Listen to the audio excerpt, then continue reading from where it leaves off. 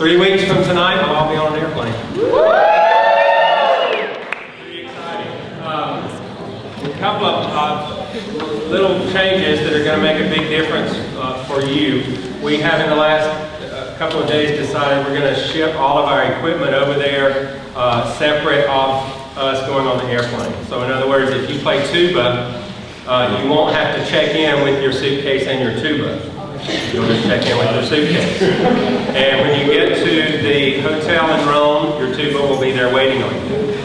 And then coming back, you don't have to check in Milan with your suitcase and your tuba. You leave it in Torino, and when you get back here, it'll be here for you. So that's a good thing. And we're also checking, did you get anything from the uniforms? What we will probably wind up doing is, at least for the marching band uniforms, you won't have to pack those in your suitcase. But you will have to wear them. You can carry your shako, but wear your uniform on the plane. We're going to pack all those uniforms up and ship them with all the equipment, so your uniform will be there too. And when Ensemble folks, you'll just have to take your stuff with you, but at least that's not nearly as bulky as the band uniform and shako. So we will take from you your shako and your everything but your shoes. You need to keep your shoes with you, but we'll take everything else. And we'll work out a way to get that from you. It's probably going to be at our rehearsal on the 28th. We'll get your uniform from you. We're also going to keep the instruments that we are responsible for shipping. We'll keep those and have you put those on the back of one of the trucks on that day. So that's basically the big instruments. You know that if you've talked to Jay about having your instrument case measured and weighed and all of that, basically, help me, Jay, it's mellophones, baritones, tubas, and percussion. If you're not sure, I mean, like flutes, clarinets, double reeds, trombones, horns, all that's going with you as your carry-on. And if you've talked to Jay, you should know where and how your instrument's getting there, or in some cases we're renting the instrument when we get over there. You'll be there, of course, when we get over there. I think Heath may have some announcements about something, about course registration and all that that's showing up for some of you. Our rehearsal for marching band is Saturday the 28th at 10:30, and we will meet out at the tower at 10:30. You should have been able to download the 2 pieces that you'll need for the Spectrum S performance in Torino is on the website, so make sure you have that music. And basically, Yay Alabama, that's pretty much what we're going to need. So what we're going to do on the 28th is find our parade order, go through that a couple times because there's some percussionists that are going to be on different instruments, and get everybody comfortable with that, and go through the 2 things we're going to do in Torino at the time. A couple of things with the signing like that. Some of you have noticed that whenever you sign up for the class or you register for the summer class, that it's charging you tuition and it's putting it on your student account. Some of you may not be doing that, some of you may be. Be okay, it's okay, all right? It's not charging you twice because the tuition was actually included in your overall package. The amount that you paid, your overall package. So what that's doing is because the university gave each individual student money, which wound up being about $1,000 per student, that money has not been dumped into your account yet. So that's what's going to take care of the tuition part. So that's why that tuition is showing up in your account. So whenever you register for the class, I still don't know if it's 1 hour or 3 hours, because some people are saying it's 1 hour and some people are signing up for the class and it's showing up as 3 hours. Regardless, it's about $1,000 worth of tuition if it's 3 hours, all right? And so that's how much you're getting from the university. So if you register for the summer class for the Italy study abroad thing, it's going to show up as tuition and it's going to go into your student account. It's going to say you have to pay this by April 27th in order to confirm your schedule. Don't freak out, all right, because the process was started today of getting the money from the university dumped into your account. It may take a week or so before that goes in there, so just don't freak out. Please don't email me a million times or post on the Facebook page a million times. I've got tuition on my account, all right? Because it's going to be taken care of. So the only thing that you need to worry about is if you have not made all of your payments, all right? If you've made every single scheduled payment the way that you were supposed to, then you should not have to owe anything once this $1,000 goes into your account. Some of you may actually have overpaid and may get some back, all right? But if it still shows you owing $650, then that may mean you didn't pay the $650 second payment that was due back in September.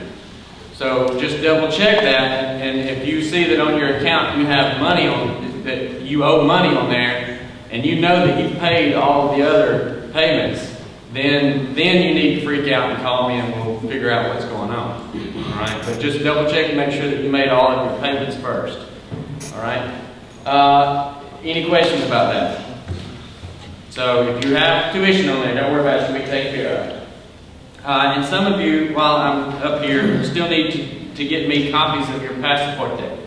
All right. If you have not done that, if you have not even gotten your passport, don't even bother going. You will never get it in time.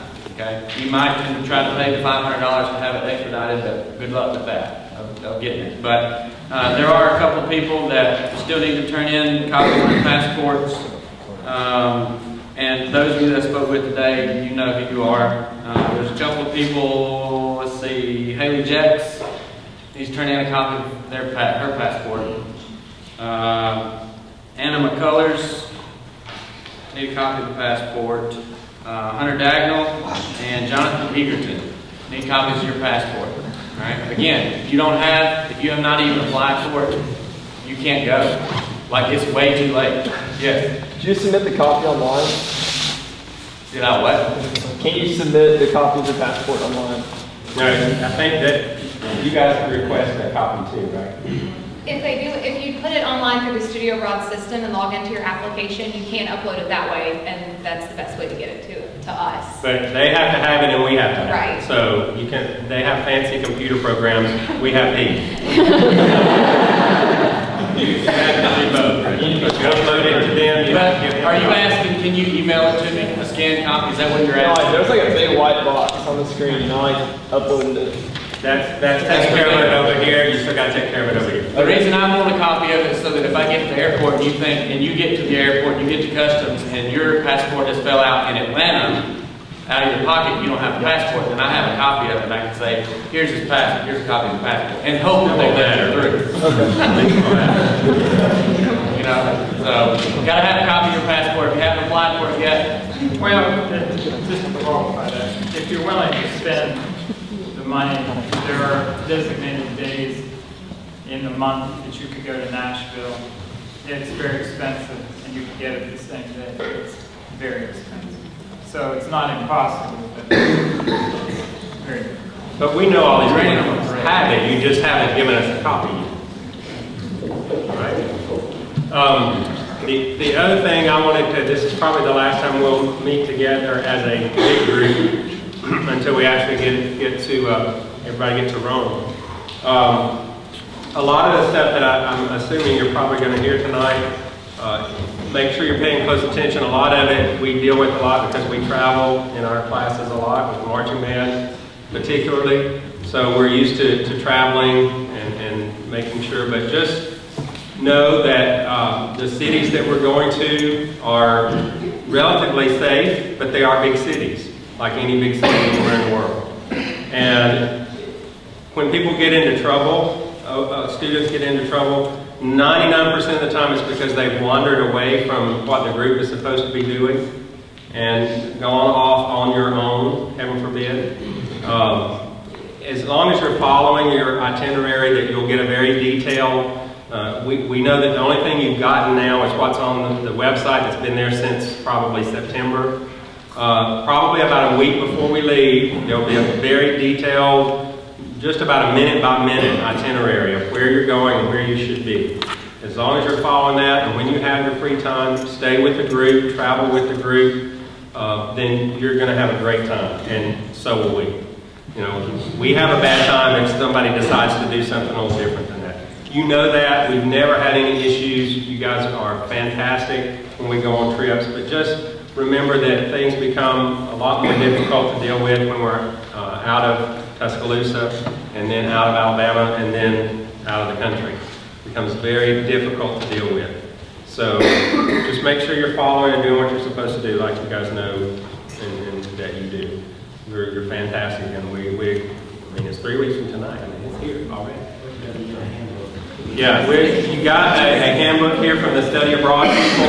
We're doing our own handbook that'll be in addition to that, and ours is just going to be something. We thought about printing something like this, but we're going to actually give it to you in electronic format so that it'll be a little bit easier to keep up with and access when you need it. But it will have rooming list in it. It will have day by day, chunk by chunk, what you should be doing and where you should be. And just as a general kind of things, if you're in marching band, you will go to all the 3 concerts you're playing on one of the 3 concerts that the Wind Ensemble plays, but you'll go to the other 2, and you'll need dressy type clothes, not a suit and tie, but just not blue jeans and a t-shirt for those concerts. And then when we visit the religious type tourist areas in Rome, there are certain requirements there where shorts are not allowed and shoulders are not allowed to be exposed. Take your shoulders, they just have to be covered. Shoulders are allowed, but they have to be covered. And we've gone through that, and that information's on the website. So as you're now probably starting to think, what kind of clothes am I going to take and all that, make sure you kind of take that into consideration. Okay? Those couple of things. You don't need anything, prom clothes or anything like that, but you need to make sure that you have something nice to go to the 2 concerts in. The last concert in Torino, the MDB is performing there, so you'll actually be in your MDB uniform for that, just like we do at Spectrum. So that won't be an issue. But the other 2, something like it. Could be the same thing. You don't sweat a lot, probably. One more thing I've got to mention, if you have not registered for the class yet because it won't let you, everybody should be able to now. But if it's still not letting you register for the class, it's a summer 1 term, all right? Then you need to talk to your advisor and make sure that your advisor doesn't have any type of hold on there. Sometimes advisors will put holds on there so you don't go scheduling anything you want to schedule, and they can kind of have some control over that. It may be that your advisor has a hold on your registration, so if you still can't register for the class, talk with your advisor first before you talk to me, because I can't do anything about it. But if you talk to your advisor and there are no holds and you still can't register for the class, then you can contact me and I'll contact the registrar and see what's going on with that. But everybody should be able to now, unless there's some type of hold. And it may be a hold that you can't see on your registration, on your account. It may be a hold that the advisor's got on there that you don't know about, okay? So just talk with your advisor before you freak out about that. A couple of advisors told me they don't know how to take off. Who do they need to contact?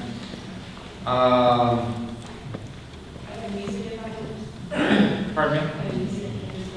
Yes. She can take them off. So the grand poobah of your department is able to take off. Yeah. Like I can't take off any holds. So if it's in the School of Music, try Professor Mason up here. I don't know who I'm sure there's a designated person in all the departments, the advising person. Because I know Professor Prozac, he doesn't know how